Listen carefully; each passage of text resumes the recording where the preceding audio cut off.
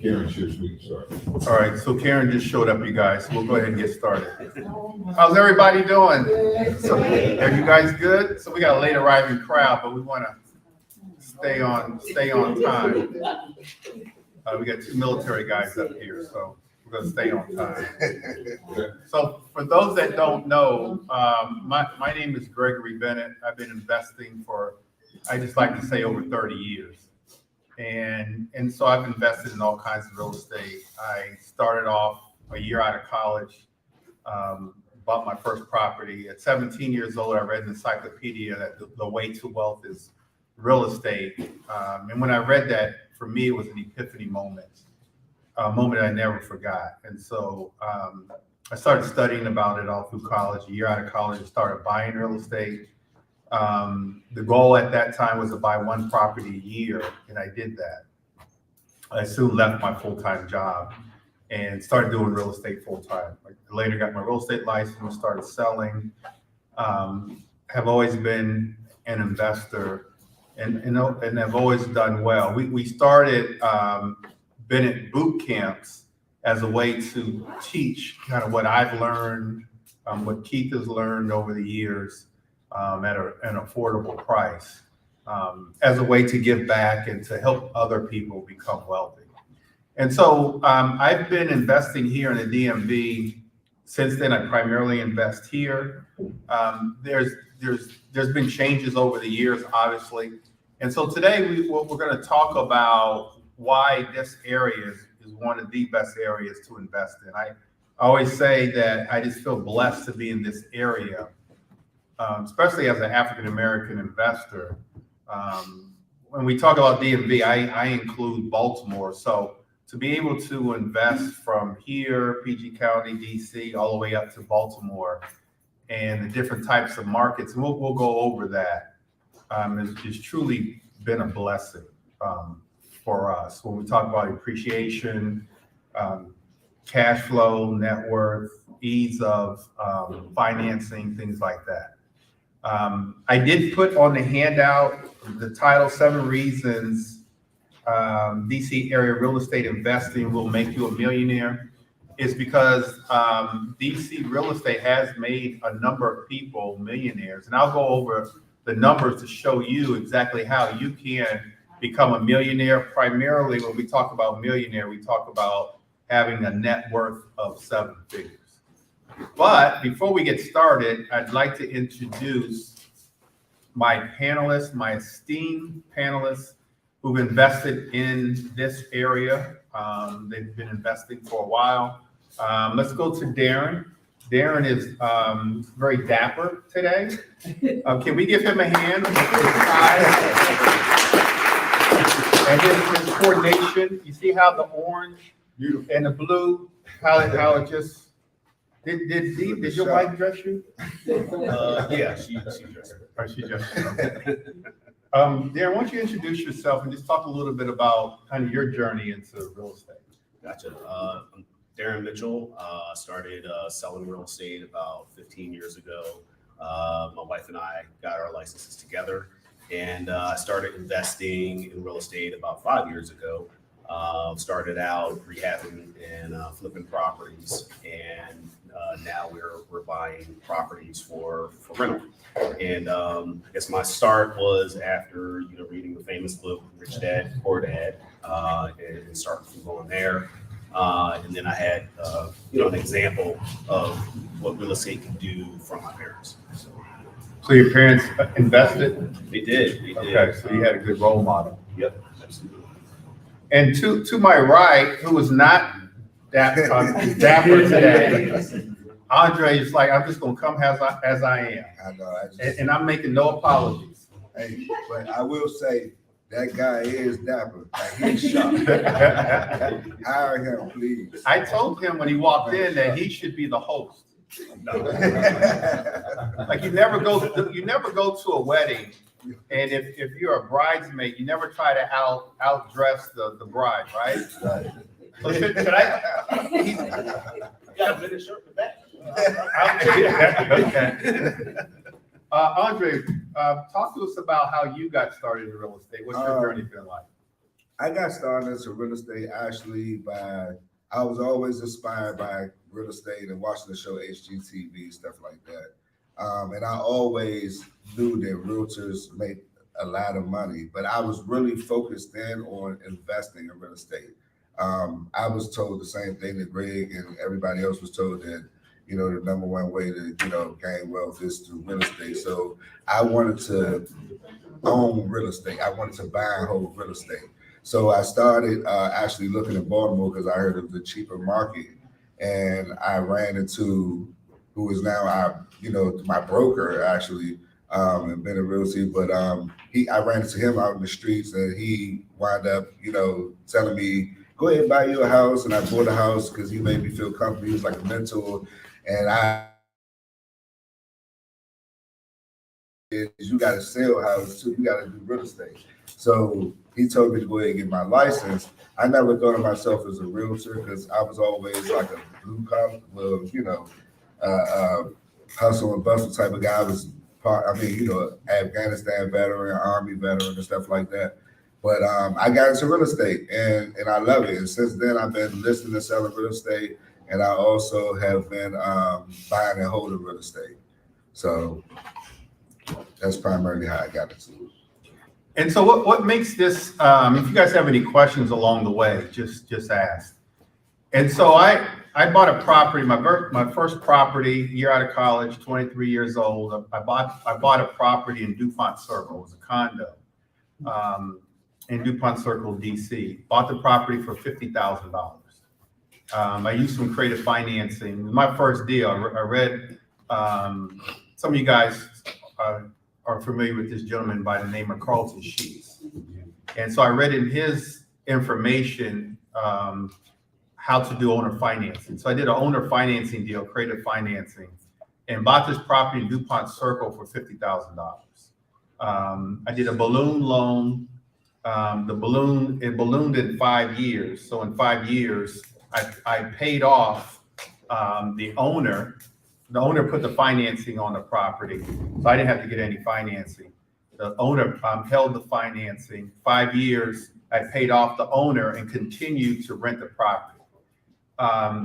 Later, I sold the property. It was a one-bedroom condo at 17th and P, probably worth about $700,000 or $800,000 now. And so I bought it for $50,000. That's why we invest in real estate, because of the appreciation. And that's why we invest in this area, because DC is one of the areas that appreciates steadily. And we'll talk more about that. But it has experienced years where the appreciation rate was about 20%, meaning you buy a house today, 5 years later, it doubles in value. Or at worst, you buy a house today, and at 10%, it doubles in value in 10 years. And so that's what makes DC so wonderful. Bought another property about 3 or 4 years ago in Deanwood, and we'll talk about areas. And I talk a lot about this Deanwood property because I bought the property for around $200,000. I rented it out Section 8. It's a 3-bedroom, 3-bath row house on Dick Street, Northeast. Bought it for $200,000. It's worth $500,000 now, 3 or 4 years later. That's appreciation, and that's why we focus on. If you're looking for appreciation, we're looking at DC and some of the areas in DC, and I'll go over the best areas in DC. I have a property in Baltimore, and I'll let these guys talk about what they have, where the appreciation is not as great, but all my properties in Baltimore, I've got a small portfolio of properties that I own in Baltimore. I'm averaging about $1,000 a month in positive cash flow, where most of them I bought for about $40,000, $50,000. Some of them are paid off. They're all rented Section 8, but I'm getting an incredible amount of cash flow. And so that's how you build wealth. I am getting some appreciation, but I am getting some appreciation, but Baltimore is a great area for cash flow and a little bit of appreciation. And so that's what makes DC and the DC area so great, because on one hand, you're getting great appreciation. The cost of entry is really low. And then on the other end with DC, the appreciation is just really high. So Darren, you just purchased a property in Beltsville. Talk to us about that property. Yeah, so And why you bought that property. absolutely. So firstly, the condo is actually it's a condo property. It's a 3-bedroom, 2-bath condo. And a lot of people tell me that they don't like investing in condominiums, but if you look at condos and run the numbers, they can be a great investment. So I actually have 3 condos in that neighborhood. And for this current deal, I purchased that condo for $135,000, and I received $12,000 in seller's assistance, which is basically them paying our closing costs and bringing the price down. So we put about 20,000 or so into renovations, and now we have it on the market for sale or rent for $214 right now. Is for sale, and then for rent we're looking at around $2,300. So if we end up renting it out, because we use private equity financing on this one, we'll be looking at around $1,000 a month in rental income. And if we sell it, we're probably all in for about $165,000 if you include the closing costs as well. And so if we could sell it for 200 or 210, we'll make a decent chunk there. And so if you sell the property, have you thought about how you're going to handle the capital gain taxes? Yeah, so what I'm doing is I've contacted my CPA, and I'm looking at doing a 1031 exchange. So I'll start to buy properties that are going to be bigger. So you generally have to roll the gains, at least like 90 days or so. At least 90 days to identify a property. And so what we'll try to do is either we'll look for a duplex or we'll look for a townhouse or a single family home. Okay. Does everybody know what a 1031 exchange is? Or who doesn't know? Why don't you explain that real quick? So 1031 exchange. It's up to you. Go ahead. So hey, I'm still learning about it too. But a 1031 exchange in its basic form is when you sell a property, generally you'll have capital gains tax. Your tax rate when you sell it underneath a year is going to be pretty much at your ordinary income. And so I'm not a financial advisor, so I'm going to make that disclaimer online here. But so consult your own CPA or tax person to correct whatever I might get wrong. But I think I'll be in the realm. So capital gains will be taxed at your ordinary income under a year. Over a year, I think it drops significantly as far as your tax on your capital gains. A way to basically defer the taxes on your gain is to do what's called a 1031 exchange. And what that basically is, from what I'm reading and I'm understanding, and I'll confirm with my CPA, just like you all will, what you got to do is purchase a property that is generally larger in scope than the property that you just sold. So I have or at least like what they call like kind. Or like kind. Okay. So yeah, so that's pretty much in a nutshell. And so one of the downsides of actually flipping a property is dealing with the taxes. And so when you flip a property, as an example, and make $50,000, $100,000, you're going to be taxed on that money. And depending on your tax bracket, you could be taxed in that case up to 20%. And so we don't want to give money away to Uncle Sam, right? And so they devised this 1031 exchange where you can take the capital gain, that $50,000 that you made, kind of set it aside, look for another property and put that gain into another property.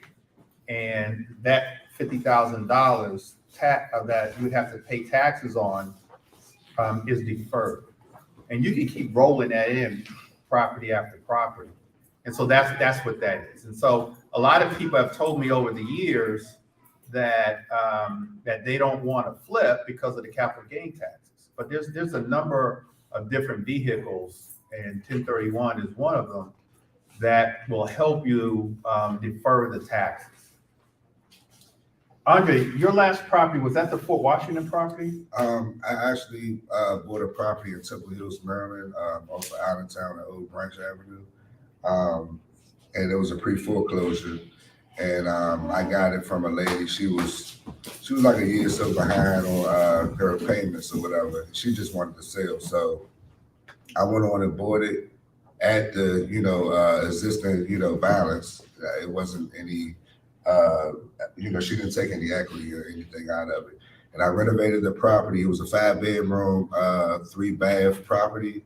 And I made it a 6-bedroom, 3-bath property. So I made it 2 units, and I made it a 3-bedroom, 2-bath upstairs and a 3-bedroom, 1-bath downstairs. I added a kitchenette downstairs.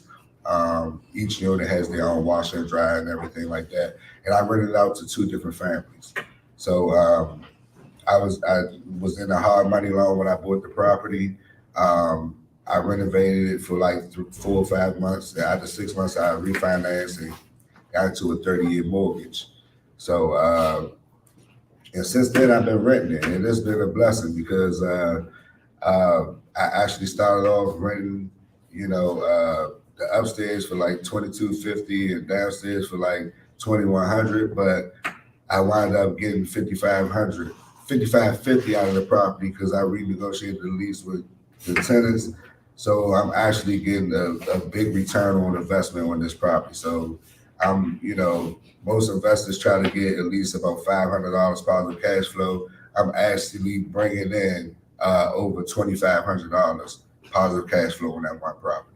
So I usually buy and hold properties in Baltimore because they're so cheap, and I just buy them cash. And I use my own money and renovate, and I just rent them out. And see, Baltimore rent has gone up, so you can rent $1,600 a month. Actually, I just got a lease for $1,650 on my property by Compass State University. So I usually do that, and like I said, I'm looking for more BRRRR deals. I don't know if you understand BRRRR, BRRRR, to buy, renovate. You put a tenant in there, then you refinance, and then you repeat. So I'm focusing on doing that and more like owner financing, seller financing deals, creative financing strategies, because I don't want to really create too many mortgages. But I mean, it's a blessing. I'm just, if anybody's looking to do that, go ahead and do it. So this is a good area for BRRRR, BRRRR. And I think that one of the best ways to buy and hold, and for me, that's what I want to do to build wealth. I have mentioned flipping properties. Flipping properties is a one-time payout.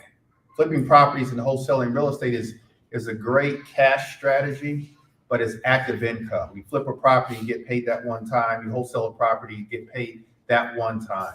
But it is necessary. The goal, and your goal, should be to buy and hold at least one property a year. That's how you're going to build wealth. What's good about this area is when we buy and hold, the market helps you in terms of the property values go up. Here in the DMV, especially in DC, the values stay. It's recession-proof, pandemic-proof. I remember back during the recession of 2007, 2008, where I always tell the story where my income was cut in half, but it really cut more than in half, at a small portfolio of about 13 properties at that time. And that's what stabilized me, those properties. And the ones that I had in DC actually went up a little bit in value, where like here in Prince George's County and some other areas where I own properties, the values actually went down. But I want you guys to start thinking about what your goals are in terms of building wealth, and they have to consist of buying and holding properties. I just explained to you guys what appreciation is and what appreciation can do for you and can do for your life. I actually own a property in Annapolis that I've owned for about 6 or 7 years now. I've had the same tenant, a Section 8 tenant. Last year, about this time last year, I was able to pull money out of that property. I did a refinance. Refinance is basically free money. It's tax-free money. I pulled money out of that and bought another property in Landover, another buy and hold. And so you play that game of real estate. You can play that game here in the DMV because these properties appreciate. We left a bunch of equity in that property in Annapolis, where it's a 4-bedroom. I'm hoping that tenant wants to move out, so I want to turn it into an Airbnb. It's less than a mile from the Naval Academy. And I bought that as a foreclosure. Let's go over the reasons that this area is so great and why we're so blessed to live here to take advantage of this market. We could live anywhere as real estate investors and do well. But I think because of this DMV area and the reasons on this handout, we can do extremely well if we understand why we want to invest in real estate and what that's all about. And so number one is this market is stable and consistent. The DMV area has proven to be a reliable and upward moving market with 99.7% of homes continually selling at or above list price. So what does that mean? What that means is there's a number of real estate agents in here.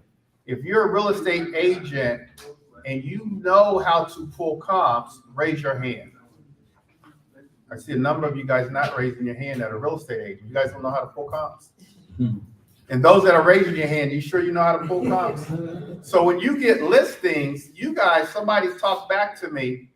I'll just say in the last 2 years, maybe 3 years, the last 3 years, when you're putting your listings on the market, you're getting at least at or above list price. Am I right?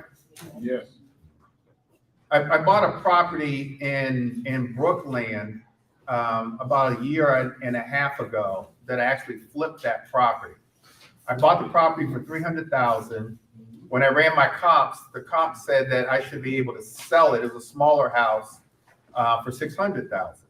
And so the numbers worked for me. A wholesaler found it, gave me allowed me to purchase the property. I renovated the property. After I renovated the property, I ran the comps again. I knew what type of market we were in. At that time, the end buyers were bidding well above list price. So I'm thinking I'll go not 600, but 630 to get a little more and just kind of test the market. I had a bidding war on that property and sold it for 650. And so I made a sizable profit on that property, but that's the stability of this market. Now, we were in what we call a seller's market at that time. I still kind of believe, I don't know, Shante, some others, are we still in the seller's market? Yeah. We are? There's some caveats to it. So you have to be priced right according to the condition. If the condition is off and you're trying to price it high, it's gonna sit, right? So if the two of them match, it goes. Yeah, so we know that 80% of the time when the property doesn't sell, it's priced too high. So we know that. So we know we've got to get the price right. But if the price is right, and that's the number one mistake that investors make is pricing their properties wrong. But if you run your comps, if you either want to buy and hold or to flip your property, if you price it right here in our area, it's going to sell or it's going to appraise. And so what does that mean for you guys? If you guys are flipping properties, you've got your value. You know, when you buy the property, you just made money. Generally 20% of the sales price is going to be your profit. You know that day one going in when you sign the contract. You bought it right. You made your money going in. You don't have to be, as a matter of fact, and in many cases, you've made more money than you even thought. And so that's what this market gives you. And that's the stability of this market. And it will always be. I'm gonna skip around a little bit, but one of the reasons why this market is so stable is the workforce. We're blessed in this area to have, number one, the federal government, right? We all either work in the federal government or we service federal government employees. As real estate agents, we service federal government employees. We help them find houses. And so we have the federal government. Is the federal government ever going to go out of business? No. Huh? It might be a recession. They might do a furlough. Government shutdown. They did that. Yeah, but when they do a shutdown, they eventually give you your money back. It don't take long. I mean, they're not gonna close it forever. Trust that. And so, how many people work for the federal government? Don't be ashamed. Just raise your hand. Y'all got good government jobs, okay? And so the federal government's never going away. And guess, are they the number one employer or number two? Amazon is here now. In Northern Virginia, one of their headquarters is here. And they're either the number one or number two employer in the United States. They're here. And so this is always going to be, the DMV is always going to be a robust market. And so what does that mean for real estate investors? We always have buyers, we always have sellers. We know that property values are going up. That's what makes this area and this market so wonderful, because as opposed to Baltimore, what happened to Baltimore? And why is Baltimore the opposite of DC? Because there's no jobs. The job market is down or was down. In the 70s, the steel mills shut down. The ports shut down because of Detroit shut down with the auto industry. And they were shipping, cars and stuff here. All that shut down. And so when you have a depressed job market, the property values go down because people aren't buying or people can't afford. And so you see blocks of houses in Baltimore that look like war zones. And then because people are depressed, they lost their houses, they turn to what? They turn to drugs when they become drug addicts. And what's the name of them drugs? You know about that stuff. I mean, I know. Heroin. Was it heroin? Yeah. Was it heroin, Andre? They're still on that out there. I seen a young dude. It's crazy. I seen a young guy. He probably was younger than me, and he was leaned over with a needle in his arm. I was out in Baltimore trying to look at some other properties, and I seen him at the shopping center. I was like, dang, they still on this out here, but it's bad. You know what I mean? And some of the houses over there, it's more houses than you got people, actually. I mean, and they just ready to be fixed, and a lot of people are fixing them. So, And so Baltimore's block by block. Baltimore, and like he said, the job situations and all of that stuff. Yeah, what was your cousin's name that was, I don't associate me. I know all of y'all watch The Wire and stuff like that. Like, for real, to be honest with you, that's some parts of Baltimore was really like that. And some parts of Baltimore is still like that. But it is coming up slowly but surely, because you have a new mayor in there now. And the guy, he's young. He's about 37, 36 years old. And he just challenging everybody to go in there and fix these houses up, and they fix them. They out there. You can't go out there without seeing construction. They fixing the streets, they fixing the houses.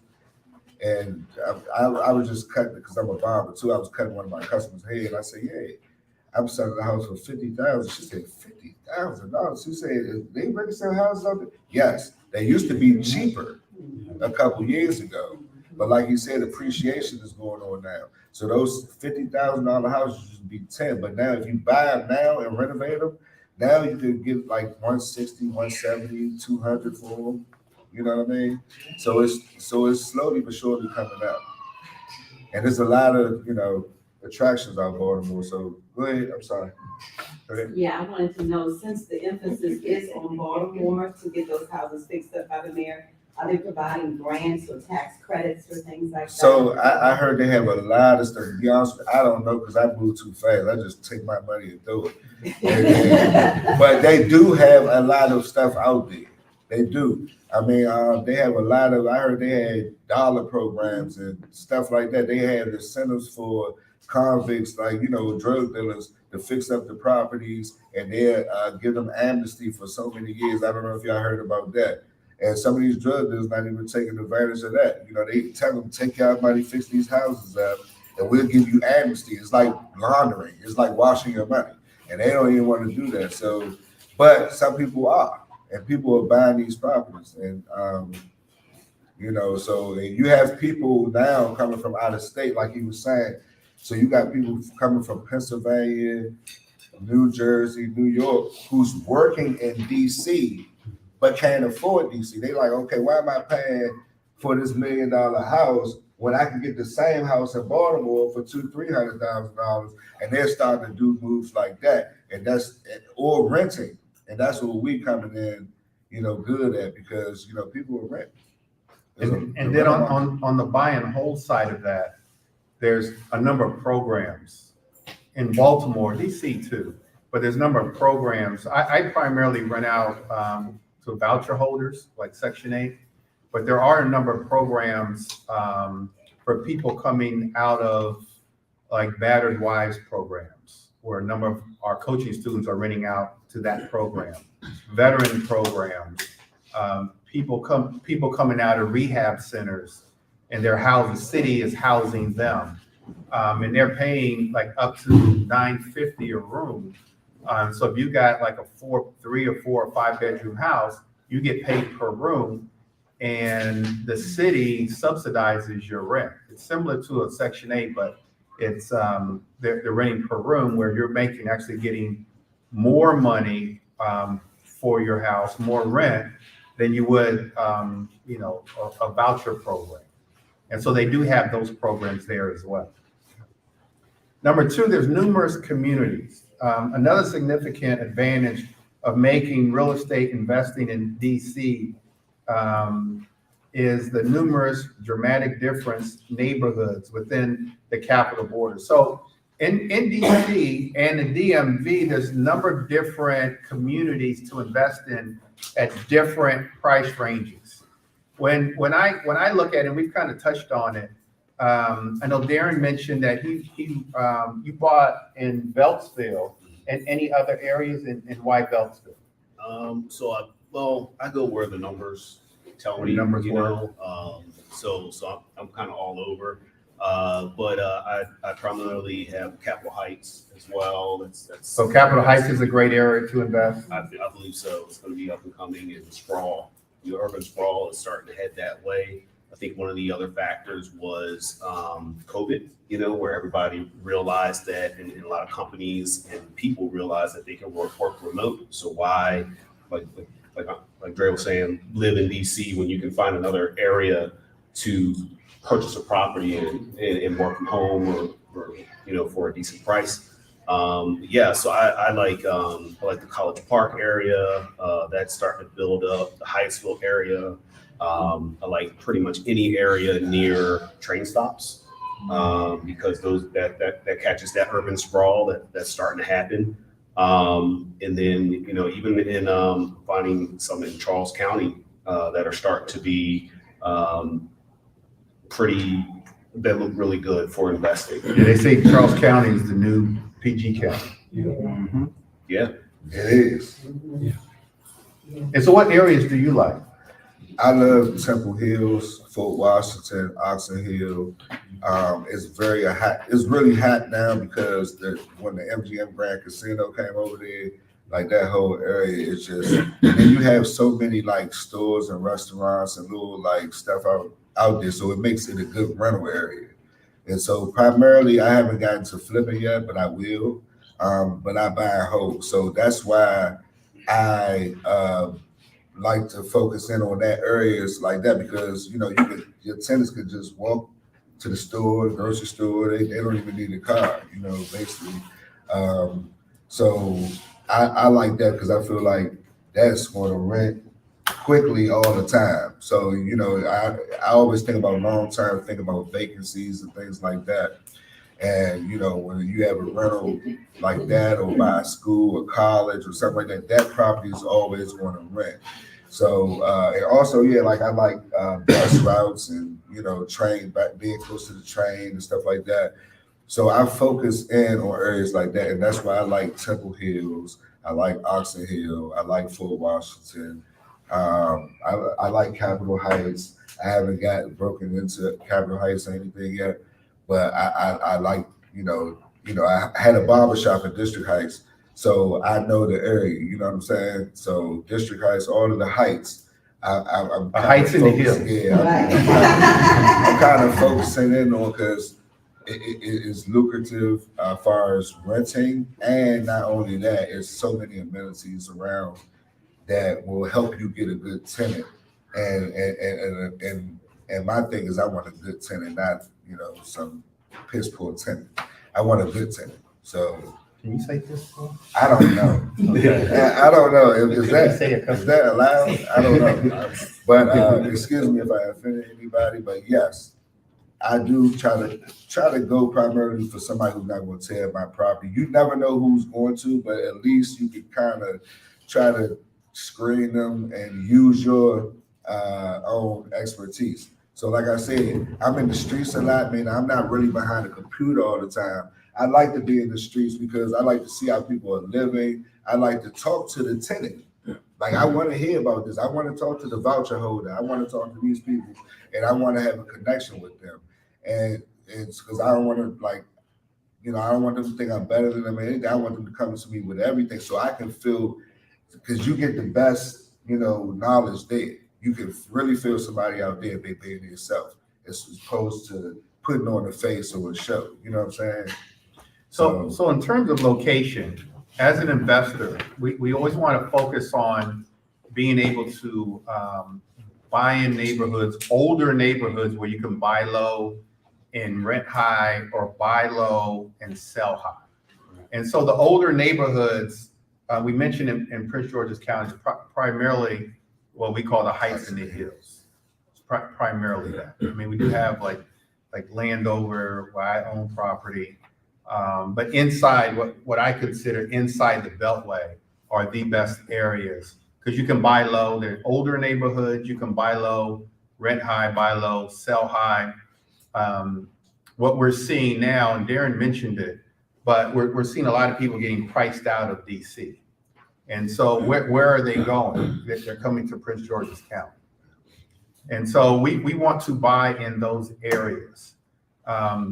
We mentioned Baltimore, and the reason we mentioned Baltimore in terms of an area or community is because Baltimore is the #1 residential rental area in the United States, because you can literally buy low there and you can rent high. And so I have a property in Bel Air Edison. I think that's 212, I want to say 13, on Lake Avenue, where I bought that property at an auction, Hubzu.com, for $40,000. I put in about $20,000 in renovations. I'm renting out to a Section 8 tenant for about, I think, $1,900. And I have a note, but I bought 3 properties at once, rented them all out. And so I have one note for the 3 properties. And that one property that I rent out on Lake Avenue more than pays for the 3. And so that's why we picked Baltimore, is because the cash flow, as I said earlier, it's an incredible amount of cash flow that you can get in Baltimore. In DC, I like to focus on what I call east of the river. And so what's east of the river? Deanwood, which is my favorite, Fort DuPont, Anacostia, Marshall Heights, Congress Heights, Hillcrest. I'm probably missing one or two, but east of the river. Why east of the river? Because again, people are getting priced out of all the other areas. There was a time where Petworth was the hottest neighborhood in the US for investors. And so now you buy Petworth. I actually have a property on the market in Petworth now that I'm wholesaling. But Petworth, you've got comps up to $1 million in Petworth now. And so I stay out of those areas. That's why I'm wholesaling this one that I currently have. But those are the neighborhoods. So what you have to do, if you're interested in investing, one of the things that you have to do is choose a neighborhood to focus on.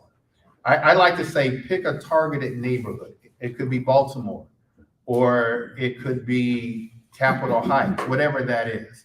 I know someone that actually focused on Brookland in Northeast. What's it, 20017. And what she does is, and she's very successful with this, what she does is she's got a marketing strategy where she walks the neighborhoods looking for vacant and abandoned properties. She sends out postcards just to that zip code. She calls, she's got a virtual assistant that calls those properties, and she does driving for dollars in those neighborhoods. And she may or may not, and she has put up bandit signs. And so she's owning that zip code, 20017, Brookland. She's got a full marketing strategy. Her goal is just to get 2 properties a year. And she's been doing that.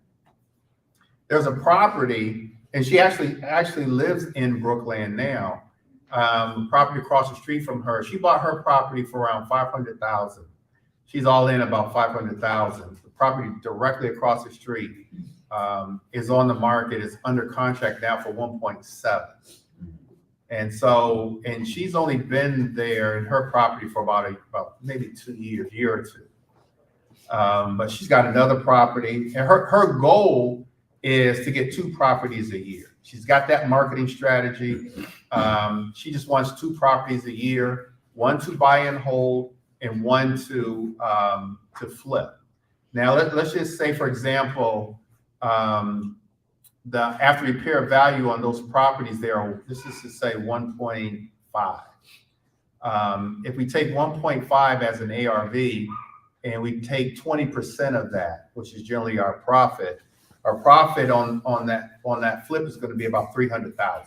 So that's her goal, is to make $300,000 on a flip in that area, and then to buy and hold one.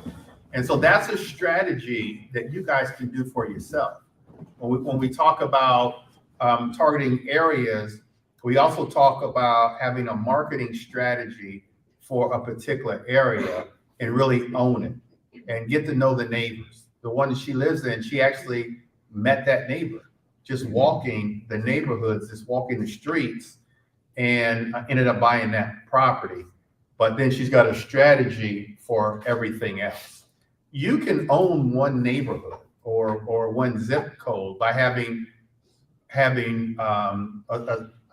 targeted mindset, and then just really focused on it, and then having a realistic goal. And her realistic goal is, she's saying, I'm going to spend X amount of dollars a month on my marketing strategy, along with, doing driving for dollars and walking neighborhoods, getting to know the neighbors, asking them if they know anyone that's looking to sell. And her realistic goal is just 2. It's just two a year. And you can see by picking the right neighborhood and the right strategy, how just 1 or 2 a year can really change your life. And it's a whole nother, for her, it's a whole nother salary. I have done the same thing, my targeted area, just to let you guys know so that you don't steal my area. No, you can steal my area. Gary's already in my area, is Deanwood. And so I love Deanwood. But there's so many houses in Deanwood. But I want to do the same thing for Deanwood because I love that appreciation that DC in general gives you. And so that's her strategy. But choose a neighborhood question, and it could be Brightwood. Yeah. That's your area. I love it, yeah.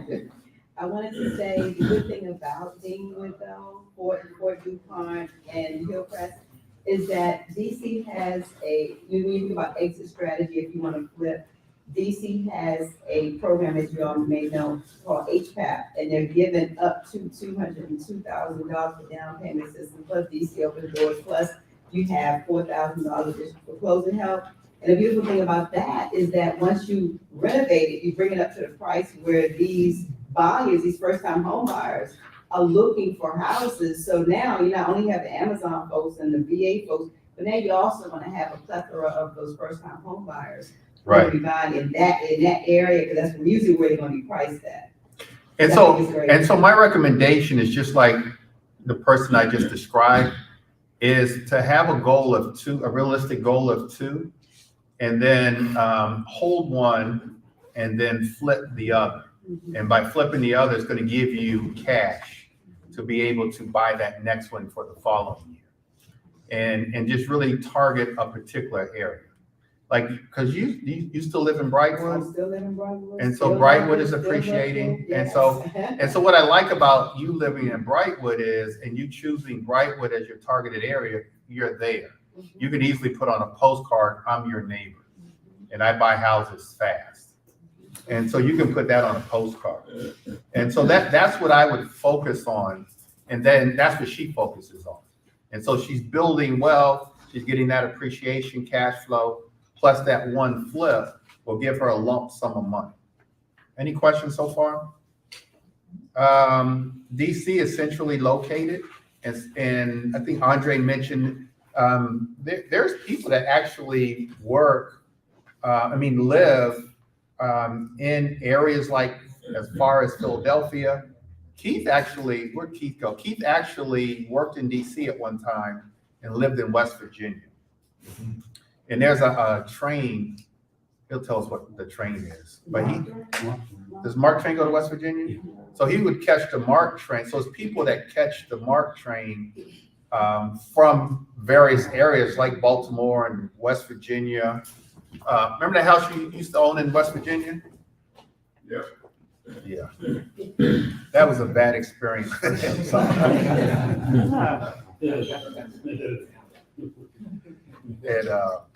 But anyway, we won't talk, we won't say anything else about that. We don't want to depress him. That was okay. He's over it. The divorce is over with. But anyway, DC is centrally located. I do believe, like one of the gentlemen just mentioned, I do believe that people are going to be moving further because they get to work from home and they want to buy in more affordable areas. Baltimore County, people are going to be living in Baltimore itself, West Virginia, but it is centrally located. There's a number of jobs here, and that's what makes this area just such a wonderful area to invest. But you are going to have like millennials that want to live closer to their jobs, and so that brings us to the millennial factor. And so when I say the millennial factor and I bring up millennials, what are you guys thinking about? Like, why am I bringing up millennials? Huh? They're stepping outside the box, thinking outside the box. Do you deal with a lot of millennials when you on the real estate side? I do. I think it's funny because I actually read in a news article that the millennials are debating whether home ownership is actually for them. But once they talk to a person like myself and us, we make them understand that, hey, there's tax benefits, there's appreciation, there's growth there's, and especially if you're going to invest. I'm sorry, Keith, did we need to get a seat up here for Danielle? No. Did we miss that? I didn't get the You know memo. what? I'm gonna I didn't get get to you. know either today. Okay. I'm sorry, So, go ahead. Yeah, no worries. So, but I think a lot of the millennials that I'm talking with and starting to go with, they originally come in and they want to buy a primary property, but then a lot of them, I'll say 50% of my millennials, like last year, have started to house hack. So they want to buy the property and then rent it out to their friends and their coworkers who aren't quite ready to buy properties. Of course, as a realtor, I love that because, you know, all their friends, when they're ready to move, they start to see that they might want to purchase their own properties and house hack and so on and so forth. So I am seeing millennials starting to buy. They're coming out. Generally, they wait a year or so to get situated in their jobs and to get comfortable in the area and find the areas that they want to live if they're ready to buy, though. I want to add to that. Go ahead. I wanted to add to that. I think that millennials are starting to step outside the box now more because you have more information now. You have social media, you have YouTube, you have all these things that people are teaching and people are telling you the platform and everything like that.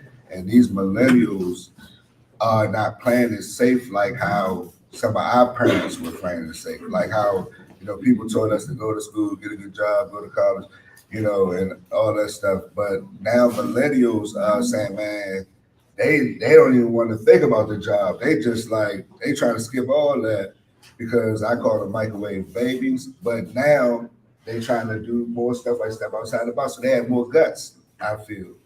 And they're jumping out there and, like you said, buying rentals and owning stuff and getting beauty salons and, you know, just doing stuff that, you know, a lot of, you know, our people, our ancestors or people, you know, before us didn't do. Well, back in the day, we did have a lot of black ownership, like stores and stuff like that in DC and stuff like that.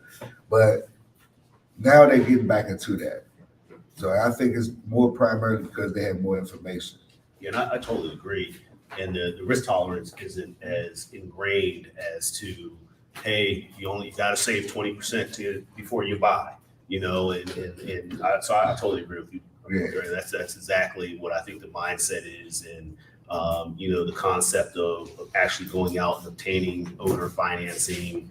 You know, I will say that there are ways to purchase real estate, but it does take money to make money in real estate. So, and, you know, that's just a given. But I think the millennials are definitely ready to buy once they understand the information and they get with the right person. When they're done that, they can see it. They can see it more, like Andre's saying, and they're not afraid to take the step.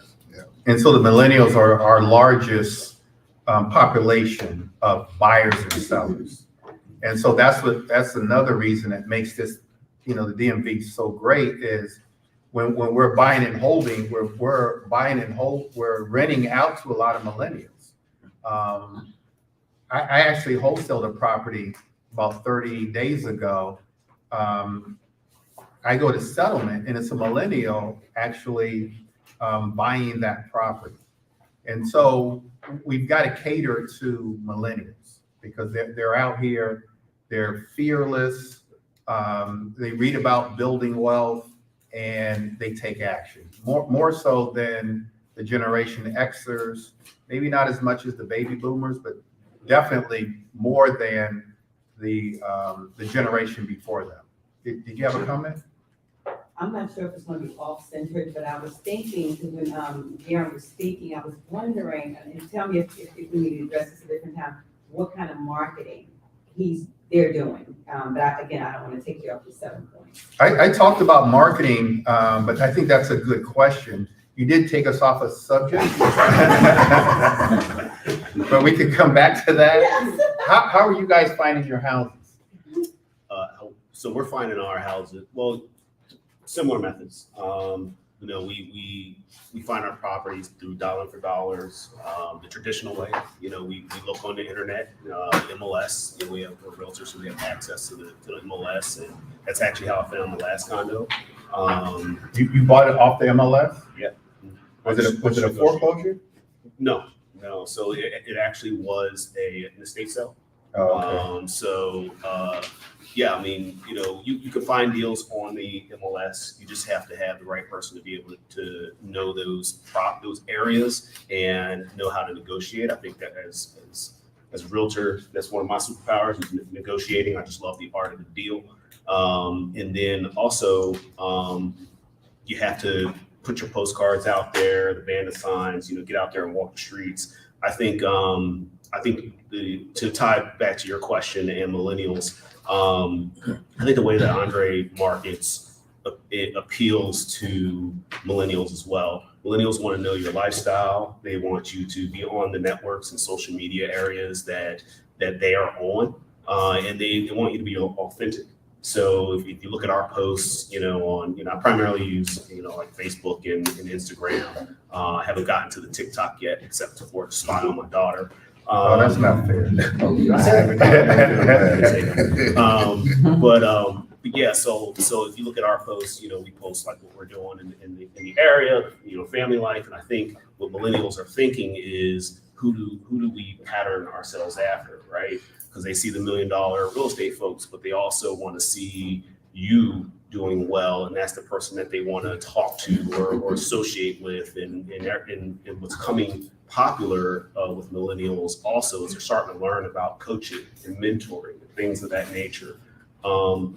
Just a quick shameless plug for the brokerage, and this was, you have to pay later. The broker here, the reason why I like it is because we're all agent investors. And so what I like about that is it puts us in another level of understanding our clients, because we have seen so many types of real estate. It's not just a sale, not just a purchase, you know, so we market in different ways. We bring clients, we have clientele of different nature. And we can offer more choices because we understand what people want to do to build wealth. And so for the millennials, the reason why I like millennials a lot is because if you think about it, they have the mentality to house hack right now while they're single. Then they go out and they find a wife, right? And then they may want to move and, you know, move out of that house hacking situation into their own situation, right? Which we're able to teach them about equity and refinancing their equity in their primary houses to utilize that into cash generating assets, right? And then they have a baby, so they want to upsize. So I think that what's appealing to, at least to millennials, might be to myself and Dina, is that we are on their path, right? So we got jobs, you know, we started investing properly, we had babies, we have a family, we're going through all that. We have a teenager now in the house and a 10-year-old. And so they're looking at that and following the right path. So I think that, but from an agent investor, because I can help with any of our clients, and all of us up here can help with any of our clients in building wealth through real estate in all fashions, I think that appeals. That's good, man. That man, that's my man right there. That's why you dress like that. We talk on the phone sometimes, and we bounce stuff off each other, different ideas, and, you know, a couple other guys. But okay, I market, so I do different things. I wrapped my RV. I got an RV and I wrapped it, and I actually sold my barbershop and I made it into a mobile barbershop, but I wrapped it with real estate stuff. So it say we buy houses, got my picture on it, and say, like I say, house in 30 days, I'll give you $1,000. And it's just letting people know I'm a realtor and I buy houses. And that's how I got my last deal in Simple Hills, the 2-unit property. I got that from there. The girl pulled up on me and said, hey, you know, can you just take over my mortgage? And you know, I talked to Greg, consulted him, and he said, man, this deal is too good to be true. Like, you need to go ahead and buy this now. And I went on and got a hard money loan and just bought it so I could get her out the loan. But I also do social media. And like you said, a lot of millennials now, okay, so this off subject, but it's still on subject. But in my barbershop, when you look over, I was paying for cable in my barbershop, right? When you look to the waiting area, you see people just like this on their phones. Everybody just looking at social media. So people not even looking at TV no more. So the thing is that what you got to do is you got to put it in their face. And the only way you can put it in their face, you put it on TV, they're going to miss it. You got to put it on their phone and stuff like that. So that's why I do a lot of social media marketing. I do videos and stuff, and I keep it real because, you know, the thing is a lot of people my age, I'm 40. A lot of people my age are now buying houses. They get married, they buy a house, they have a family, they have kids. And the thing is that I'm trying to put it in their head as much as I can to let them know that they may know one or two other people, but they gonna know for sure that Andre Cooper do real estate. And they gonna know Andre Cooper is not only doing real estate, he's buying houses, he's fixing the houses, he got a crew of people to come fix your house. He got, you know, and the reason why, because I want them to think all things real estate. I want them to know that they're in good hands when they come to me and they can get whatever done. It don't even matter. I ain't got to say, oh, you know, that's not my expertise. Go over there. Nah, we got something for you, man. You need something? Okay, fine. Oh, you need your haircut too? Cool. And see, and that's my strategies because I like to have multiple streams of income, but I market on social media. I cold call. I get deals that way. I got a lot of my listings and pre-foreclosures that way. I've, you know, wholesale that way, just cold calling. I do bandit signs. So I go to different areas and I put my signs up on stop signs and I say, we buy houses and stuff. And, you know, you get people who call, you get a lot of different traffic, you know what I mean? So that's how I get my deals and stuff like that, by just always marketing and branding myself.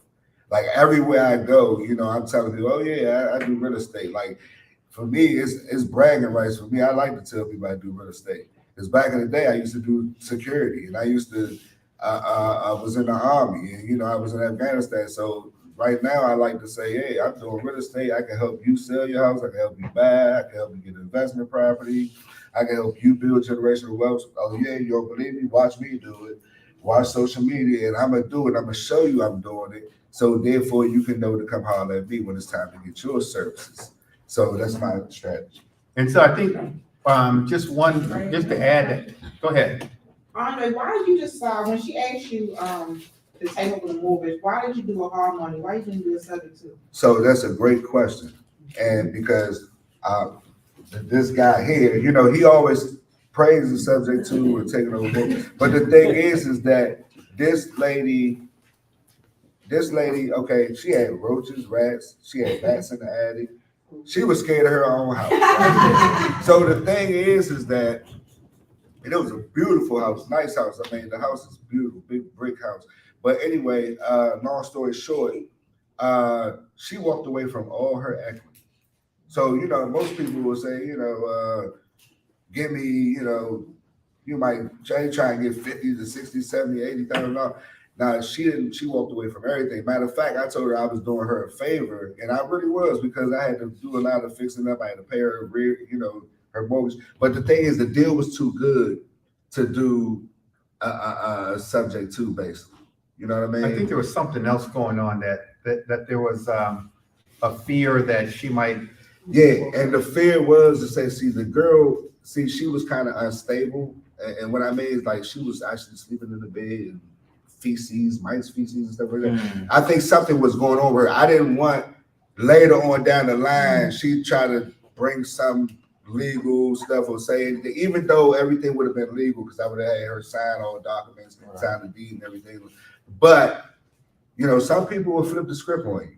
And the thing is, I didn't want that to happen. And it was it was almost a $500,000 neighborhood, and I was getting it under $200,000. So I said, no, I got to go ahead and just do this. I didn't want another mortgage because I have a mortgage. But the thing is I went on to talk to the expert and he said, no, do it. And I'm glad I did it, because now that's my house. And I ain't got to worry about her. No she more. can't come back. Forget her. She can't come back. And not forget her, but what I'm saying is that she can't come back and say, oh, this guy. Because even when I was dealing with her, judgment or anything on the property. because I was trying to get her out of pre-foreclosure, and she was flipping the script then. So I knew that it wasn't, you know, I was trying to help her, and she was thinking some, you know, she was doing some other things. So I went on to purchase it, and I'm glad I did it that way. But I do like looking into owner financing, primarily on deals that aren't that great right now. You know what I mean? So it might be good in 3 or 4 or 5 years, but right now it might not be great, and I probably own a finance. I don't think owner financing, but I think what Danielle is getting at is maybe doing a subject. I mean, subject to, I'm sorry. Yeah, subject maybe to. a subject to where you Right. would have, where Andre could have just taken over the mortgage. Mortgage, right. Instead of getting a new mortgage. But when he ran it past me, for me, there was a fear that while he's fixing the property up, she still owns the property. Yeah. And because she was kind of unstable, I suggested, you just go ahead and buy the property, get it deeded over to you, pay off her mortgage, just so that nothing can happen. And another thing too, the renovation costs. I forgot to say that. So I had just I just bought a property in Baltimore, I think, and I spent a lot of money. I told you I buy my properties, my own cash. And so the thing is, I would have had to renovate with my own cash. And, you know, I would have had to spend like $50,000 to renovate. And, you know, at the time, it just, you know, I would have had to pay her mortgage current. I would have had to pay, she was like a year behind mortgage. I would have had to pay renovation costs. I mean, it was just too much out of pocket expenses, you know what I mean? So instead, I could just pay 20% down, or what is it, 10% down, I'm sorry, and get a hard money loan. And you know what I mean, get a hard money loan and use somebody else's money and renovate, refinance, and pay it back. I think you did the right thing. So we always try to use some type of creative financing strategy when we purchase properties as investors. And sometimes it works, sometimes it doesn't. In this case, I didn't feel like it was just too risky. So 2 last things, you guys. Why the DC area is such a great area to invest? On number 5, scarcity of land. With essentially no available land for purchase to erect new construction, DMV's established homes are even more highly valuable. And so that's especially in DC, but also in Prince George's County, there's just not a lot of land. And so the turnover of property is costly. Like, we can make more money because they're not building any more houses. And so that's what makes this area so great. And you see this in most cities where there is scarcity of land. They're not building any more properties. And then the last thing is the multifamily real estate in the DMV is just wonderful. DC Metro is currently second in the nation overall multifamily development activity. And so we haven't talked much about multifamily as much as we should. We primarily talk about residential. But with multifamily, you can scale your wealth a lot faster with, I own a couple 2-unit buildings. I have owned 4 units, but with 5 and 6 and 10 and 20 unit buildings, with everything right there, it costs a lot less to maintain the building. Now, you don't see a lot of multifamily in Prince George's County. You do see some in DC, which can be expensive. One negative about multifamily in DC is they have, what's the tenant control thing? TOPA. And so the tenants have the first right of refusal in DC when you're going to purchase the property or sell the property. And so overcoming that first right of refusal can be a challenge. One great area, you guys, one great area for multifamily, in my opinion, is Baltimore. Mm-hmm. And so one thing that I've seen, I almost bought a 6-unit building in an area in Baltimore called Reservoir Hill. A 6-unit building last year, the deal fell apart, but I was buying it for about $250,000, where my total rental income would have been over almost $6,000 a month. My note probably would have been around $1,000 by the time, you know, I probably would have put down 20%. So, and there's other areas in Baltimore that are just like that, where you can get deals like that. And so now you can really scale your wealth a lot faster. You can, if you've set a goal, like I've set a personal goal on my rental income of $100,000 a month in passive income from my rental income.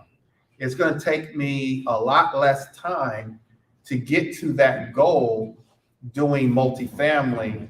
And the maintenance cost is going to be a lot less because everything is right there for all the units, as opposed to, having maybe 50 residential properties. And so, so multifamily really works. If you can find multifamily, even market to multifamily, everything I'm talking about, there's lists that you guys can buy in certain areas. You can buy a list of multifamily in certain zip codes. And so you guys know the zip codes, or we can help you out with the zip codes. But for example, in Baltimore, somebody came to me a couple of days ago, one of my coaching students, and had a multifamily property in 21218. And so 21218 comprises of Waverly, Charles Village, and another area, which is a great area. And they were getting a wonderful deal on the multifamily. They asked me about it, and I said, yeah, you need to buy that property. It was, I think it was a 10 unit close to Johns Hopkins University in Charles Village. And so, and it, at a very, very, very affordable price. And so you can target those areas. If you guys are interested in multifamily, you can market to that. And I highly suggest that you do that, because you can, like I say, you can scale your wealth a lot faster than you can with multifamily. Now, obviously, I would suggest starting with multifamily. Get used to, dealing with tenants and dealing with the programs and dealing with contractors and things like that. But at some point, you want to take the knowledge that you have and use it for multifamily and really scale your wealth a lot faster.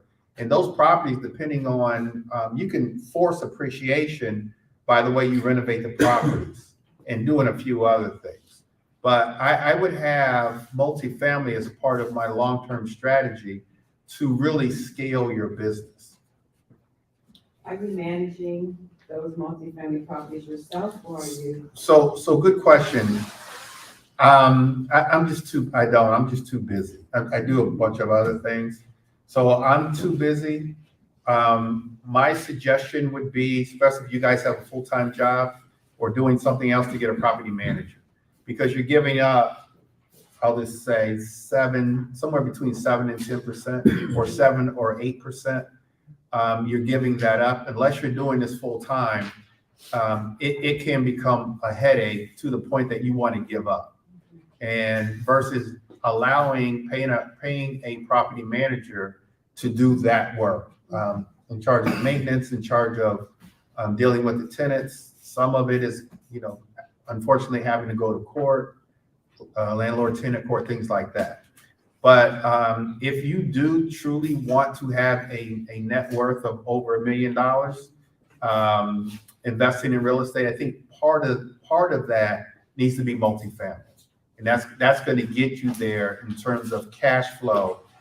Equity and appreciation, it's just a no-brainer. If you have, as an example, let's say that you've got, one of my goals is to have $10 million worth of real estate, because if at $10 million worth of real estate, if I'm in a market that on average is giving us about 10% appreciation a year, 10%. So 10% of $10 million is what? Is $1 million. And so I'm making at that point $1 million a year by just owning the properties. They're appreciating at 10%. And so that's how I want you guys to start thinking, and that's how you really start to build wealth. And you start with a goal of $1 million. And so what does that mean? And so let's just take Deanwood. And so let's say that you have 2 properties in Deanwood, and they're both worth $500,000. Now you got $1 million worth of real estate. And at 10% appreciation, which is conservative for our area, you're making $100,000 a year just in appreciation, and that compounds every year. And so if you multiply that by 10, if you 10 times that, then you get to that 10 million and you're making $1 million a year. And so why is that so important? Because there's equity there that now you can then, pull out and invest or do something with, or sell some of them for retirement, put them in other vehicles. There's lots of things that you can do, but you can primarily do these things because of the economy that we have here in the DMV. And so we need to take advantage. I don't think we always realize the market that we're in here and that we're fortunate. There's other great markets around the country, but we're here. And we've got the luxury of the #1 residential rental area in the United States with Baltimore. We've got the luxury of DC, where on average appreciates at 20%. Trinidad appreciated at over the last 3 or 4 years at 70% appreciation, close to what Capitol Heights have done. Over 30% of all the houses in Capitol Heights are purchased cash by investors. And so one of the first things that Andre said was Capitol Heights is a great area. He's not the only one that knows. Investors are going there, paying cash, flipping those properties. Now there's parts of Capitol Heights that sells much better than Fort Washington. And when I moved to DC and District Heights. District Heights too. And so when I moved to DC in 1980, like Fort Washington was the place to go. Like you made it if you lived in Tantalion. Yeah. Now Capitol Heights is selling better than Tantalion. And it's because of a lot of things, but primarily investors are going there and they're renovating these houses and the prices just keep going up. But just think that if you own the property for rent there and you bought it a couple years ago, that appreciation over the last 3 or 4 years has gone up that's crazy, 70%. But that's what this area offers. And so in closing, any advice for them? I just say start. And realtors can be your friends, and we do this for a living, help people find properties, negotiate deals, calculate return on investment. And just don't go about it by yourself. Get with people who have done it, who are doing it, and just go for it. And so Darren is an agent investor. He understands investing. If you're looking to invest or looking to buy or sell a home, how do they get a hold of you? Yeah, they can call me at 443-595-7814. We've got some millennials in here. They don't call. They look you up on social media. Text me. How about that? Text me at that number. How do they find you on social media? So on social media, I think my IG handle is just Darren Mitchell Real Estate. My name is spelled DARIN. Mitchell with 2 L's, Real Estate, and then you can probably just search for me on Darren Mitchell on Facebook as well. So that's one. And any advice, Andre? I would say don't have analysis paralysis, because this is one of the things you can read into and look at all the YouTube videos and read it for years and years and years. But if you don't get out there, you're not going to learn anything. You have to get out there and actually get started. I mean, nothing special about anybody who's up here, but we taking action. Well, all of these guys are special, and I look up to all of them. Darren is the special one. But so, like I was saying, is that all you have to do is get started. You know what I mean? And you get started. There's going to be some bumps and bruises along the way, but to be honest with you, you get you a good mentor, and maybe Greg has a coaching program. Y'all can hit him up and stuff like that, and maybe get into the program, because you need a good mentor. And invest in yourself, invest in your knowledge. People go to school and spend thousands of dollars on college, come out and don't use it on that. So I just feel like do something that's going to invest in yourself and your future, your family. And buying and holding real estate is investing in your future, your retirement. You got that 401k just sitting there for what? You know what I mean? You might as well go ahead and invest into a property, something that's going to appreciate, like you said, because that appreciation and stuff is your net worth. You know what I mean? And it grows. it grows and grows and grows and grows and grows. So just get started. And you can follow me on social media on Instagram at Cooper Does Invest. That's COOPR Does DOES Invest. And you can call me 202-391-3698. I'm happy to help anybody on Facebook. I'm Andre Cooper. And you'll see, I think it's a Cooper Cuts or something in the parentheses, so you know that's me, because I heard there's a lot of Andre Coopers. But yeah, just give me a call. If you guys have any deals or something like that, let's joint venture, let's make some money. That's a good way to get started too. You find some properties, you can get paid a referral fee, you can get, joint venture, things like that. So just get started. So are you saying that you're an end buyer? Yeah, I am an end buyer. I would hope I am, and I'm trying to become more of an end buyer and buy more properties. So I'm trying to be like this man up here. You can see Greg Bennett has a plethora of, a portfolio of properties, and I'm trying to do the same. So I have a few properties myself. I got, a multifamily now in Temple Hills, and I got a couple properties in Baltimore, and I'm trying to grow on that. I'm trying to add to that portfolio. So, I'm 40, so by the time, I get to a certain age, I can kick back and try to enjoy, some of the, benefits that life can give you. You know what I mean? Instead of working so hard all the time. So you guys, we talk about mentorship and coaching. We do have a coaching program. What coaching does for us is it minimizes the mistakes that we make. As investors make mistakes. As a matter of fact, most first-time flippers fail. They lose money because they go out about it by themselves. So we do have a coaching program. Also, a coach is going to get you to your goals a lot faster. We have a coaching program called Bennett Boot Camps or Platinum Coaching. And Keith Bennett, same last name, my brother, he heads that. You wanted to say a few words? Yeah, because I think that, Darren, you hit it on the head earlier when you mentioned coaching and how important that is. And so we have a coaching program. There's a show of hands. Who's a current or former member in our coaching program? So those of you who are sitting, so you can see that, we have a lot of people involved. And so some of you who are not being coached, you're sitting next to people where you can get some testimony as to how it's working for them. So we have the coaching program. We're going to hold your hand every step of the way. And so we can really help you with your goals. A shameless plug for us. We do have a sale right now with our coaching program. Typically it's $3,500, but you can get in at $2,500.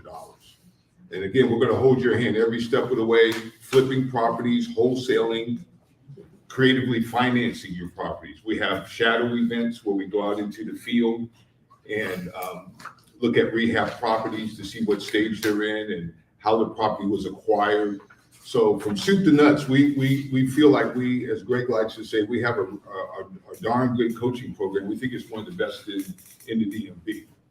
And so I do take appointments. So for some of you guys who you're here, but you want to get up to here, let's have a strategy call. It doesn't cost you anything.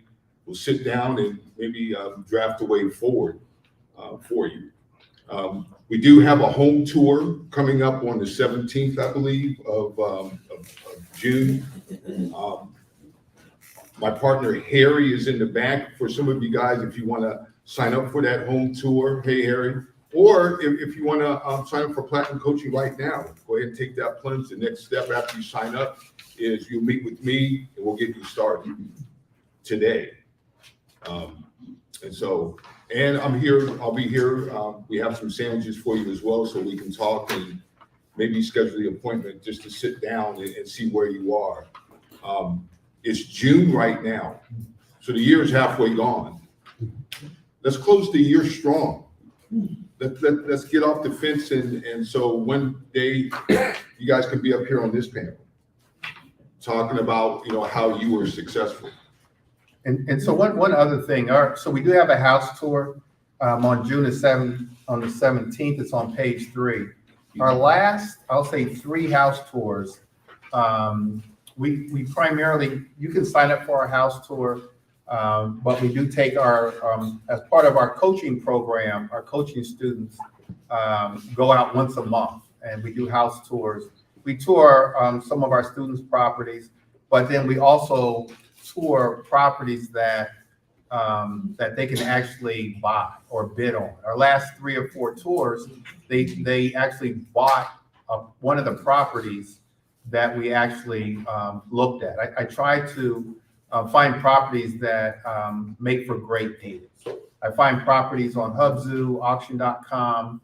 I'll even look on the MLS to see if I see anything that looks to be a great deal, or we can at least make a good offer. And on our last house tour, which I think was 2 weeks ago, was it 2 weeks ago or 3 weeks ago? We did it in Prince George's County, here in Prince George's County. 2 of our agents, 2 of our investors bidded on properties and won. Prior to that, the previous month, we were in Baltimore and one of our investors bidded on one of the properties and actually won. So it's a great opportunity. If you join our Platinum Coaching Program, these house tours are free. If you just want to come to the house tour, it's $197. You can sign up with Harry in the back for either the house tour, which is great. We actually go out in the field and, you know, we learn about, we do all the numbers, the Mayo formula, ARV, repair costs. And so we go over all of that. Plus it's an opportunity to actually bid on the properties. We've got Sylvia in the back. Sylvia's waiting for me to give her a shout out.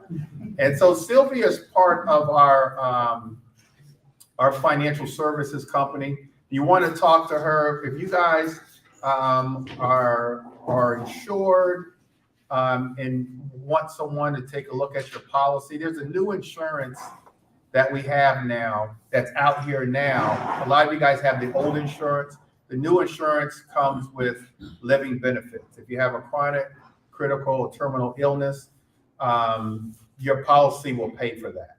If you want to build cash value, which a lot of us aren't doing in our insurance policies, your money is protected in those policies, called an IUL, Index Universal Life Policy. She can help you with all of that. You can make an appointment with her and talk to her about that. Bennett Realty Solutions, we're an investor-friendly brokerage. We've been around for a number of years. We'd love to have you if you have a real estate license and want to learn how to sell real estate, want to learn how to invest in real estate. One thing that we don't speak enough of, and I see it in my life too often, is we're really a product of who we are around and who we hang around. We're a product of that. And so if you really want to get into investing and you have a real estate license, you want to be amongst people who are investing. And that's what we're all about. We're full service brokerage. I mean, we've got all the technology, CRMs, all the training, but then we also obviously talk a lot about investing in real estate. We have a mortgage company that's associated with us, but we also have a title company, Celebrate Settlements, and I see Tiffany here. If you want to talk to Tiffany, she's part of our title company. Jabari, you should get a picture of Tiffany. Now, Jabari, get up, Jabari, take a picture of Tiffany. So she's part of our. Excuse me, guys, also, fill these out. We're always interested in the content that we bring. We always want to bring the best content. So take time out to fill out these, and then if you want to set an appointment, you can use this as well. And so lastly, you guys, what I want you guys to walk away with is a plan, an idea of what you're going to be doing. And I don't want you to use this time, you guys have been here for about an hour and a half, as wasted time. I want you guys to do what the 3 of us have done. And so all we really have done, and like Andre said, there's really nothing special about us. We're just ordinary people trying to do extraordinary things to help our families, to build generational wealth, to leave a legacy for our families. But it starts with taking action. And so what does that action mean? The action, I think first it means having a mindset of abundance and a mindset that I'm going to actually do. And so your excuse cannot be, I don't have the resources or I'm not around the right people that's going to help me build wealth. You guys are around the right people. That can't be your excuse. And so what you've got to do is take the action. But first starts with the mindset. Then I think it starts with getting some help. We do have the coaching program. Or if you just want to go out in the field with us on the 17th, sign up for that. And then we start talking about marketing strategy. What are you going to do to find the properties? Because you already have the resources that's going to help you wholesale real estate, flip real estate, buy and hold real estate. We have all the resources in terms of getting financing. We know all the creative financing strategies. We help you deal by deal. And so it's just a matter of you. Don't let anything hold you back. If you're saying to yourself, I can't get started because I don't have the money, you don't need to get started. You need no money. We'll help you find properties and you can wholesale those properties. We have a number of cash buyers that are happy, including myself, obviously, to take those properties and pay you a handsome wholesale fee. So that can't be your excuse. I don't have the money. You don't have the credits. While you're wholesaling real estate, start working on your credit. If you think, okay, my credit is not worthy, start working on your credit. The goal is to build generational wealth, retire financially free. We have some millennials in the room. No reason why you guys shouldn't be millionaires 10 years, 20 years. No excuse for that. We're in the right area where when we're buying properties, they're going to appreciate to the point where you're going to have enough equity in your properties where you will have a net worth of 7 figures, but you have to get started. You've got to force yourself. If you don't know where to get started, still contact Keith. He's happy to sit down with you. 30-minute strategy session, no obligation to purchase anything, but let's get going. Let's have that mindset that I need to get going. I want to build wealth. I want to take care of my family. I want to take care of myself. And I'm going to do that by any means necessary. And I'm going to get, you guys are here for a reason. And the reason is that you want to better your life. Some of you guys may not be at the job that you want, or may not even have a job. But there's certain pain points that you guys have that real estate investing can fix. And so allow us to help you and to be a part of your success.